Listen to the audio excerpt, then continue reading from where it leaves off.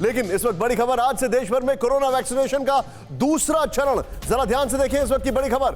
दूसरे चरण में 60 साल से ज्यादा उम्र के लोगों का टीकाकरण। दूसरे चरण में सरकारी और प्राइवेट अस्पतालों में टीकाकरण। दूसरे चरण में टीके के लिए 3 तरीके से किया जा रहा है रजिस्ट्रेशन। ये बड़ी खबर हम आपको बता रहे हैं और मैं चाहूंगा राहुल इसके साथ वो वाली भी खबर बताएं जो लोगों ने रजिस्ट्रेशन कराया प्रधानमंत्री के साथ। वो दोनों ब्रेकिंग एक साथ दिखा दें यहां पर।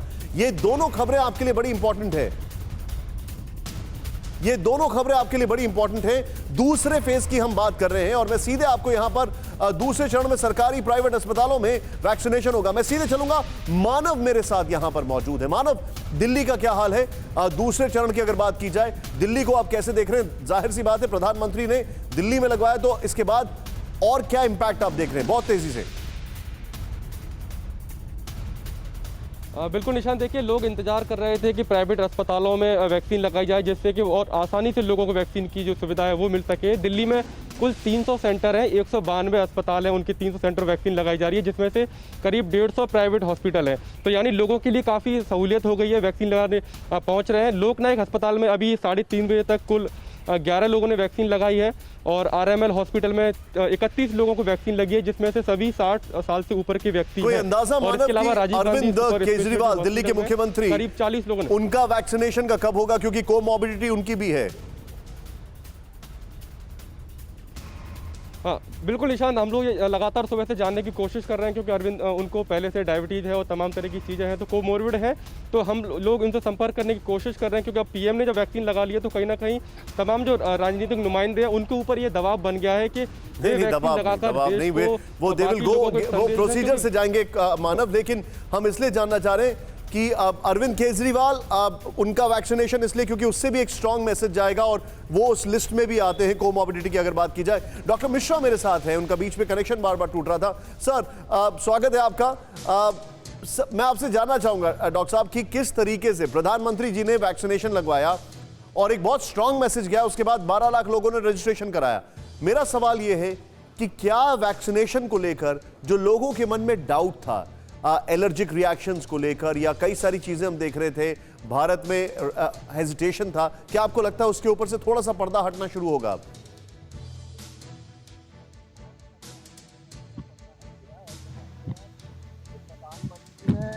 डॉक्टर साहब आपका ऑडियो थोड़ा म्यूट है। नहीं म्यूट तो नहीं है। यस सर, आवाज आ रही है आपको? Yes sir. हाँ, मैं कह रहा हूँ कि ये थोड़ा मैसेज नहीं है, ये बहुत बड़ा मैसेज प्रधानमंत्री ने आज दिया है आगे से आके। और उनका जो लीडरशिप रहा शुरू से महामारी में, वो अपने में एक बहुत एक एग्जाम्पल सेट करता है और मैं समझता हूँ पूरी दुनिया में वो बहुत पॉपुलर इस वजह से रहे हैं। लेकिन आज जो उन्होंने करा, क्योंकि कोवैक्सीन को लेके आपको भी पता है कि मीडिया में भी और कुछ लोग वैसे भी उसका राजनीतिकरण कर रहे थे कि हम ये वैक्सीन नहीं लगवाएंगे, वो वैक्सीन नहीं लगवाएंगे, इसका ये ट्रायल का नतीजा नहीं आया, वो ट्रायल का नतीजा नहीं आया है। तो थोड़ा सा लोगों ने भ्रांति पैदा करने की कोशिश की थी। आज प्रधानमंत्री ने जब 60 वर्ष से ऊपर और अपने जब उनका नंबर आया 60 साल से ऊपर के व्यक्तियों को जब लगना शुरू हुई, तो आज पहले ही सुबह उन्होंने लगवाई। तो इससे देश में और दुनिया में एक बहुत पावरफुल मैसेज गया है कि कोवैक्सीन, और भारत को इसलिए गर्व है कि ये कोवैक्सीन डेवलप भी हमारे यहाँ हुई है और बनी भी हमारे यहाँ है। तो इससे इसकी महत्वता और बढ़ जाती है।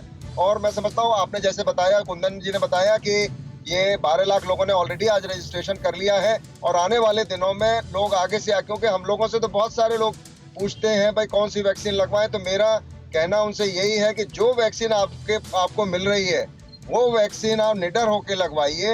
वैक्सीन दोनों बहुत सेफ हैं, दोनों इम्यूनोजेनिक हैं, दोनों एफिकेशियस हैं, कोई भ्रांति किसी को नहीं होनी चाहिए। मैं आपको थोड़ा सा रोक रहा हूं, आप ट्रैवल कर रहे हैं, उस दरमियान मैं आपसे सवाल पूछ रहा हूं, सॉरी।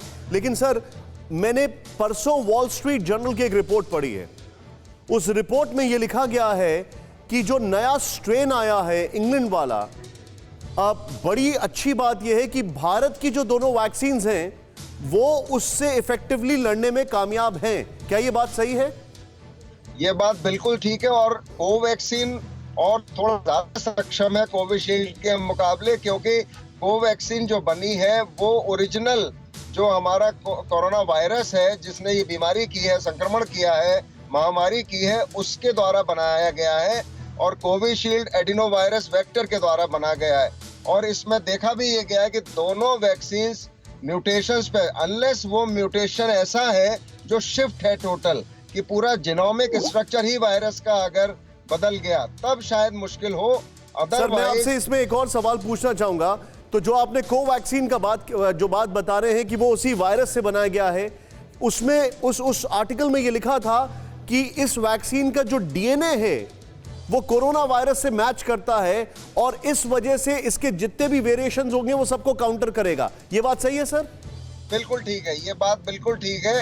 अब इसमें क्या होता है, म्यूटेशन में एक ड्रिफ्ट होता है, एक शिफ्ट होता है जी। तो जो ड्रिफ्ट है ये माइनर जो कोरोना वायरस की सरफेस पे जो स्पाइक प्रोटीन्स होते हैं उनमें वो जगह बदलते रहते हैं प्रोटीन्स की जी। तो वो सारा कवर हो जाएगा इससे। अगर बिल्कुल वायरस दूसरा ही नया बन गया तो वो अलग बात है जी। तो वो शायद ना कवर हो, लेकिन अदरवाइज ये बात बिल्कुल ठीक है। ठीक है, पॉइंट टेकन सर। परवाह देश की, सोमवार से शुक्रवार रात 10 बजे TV9 भारतवर्ष पर।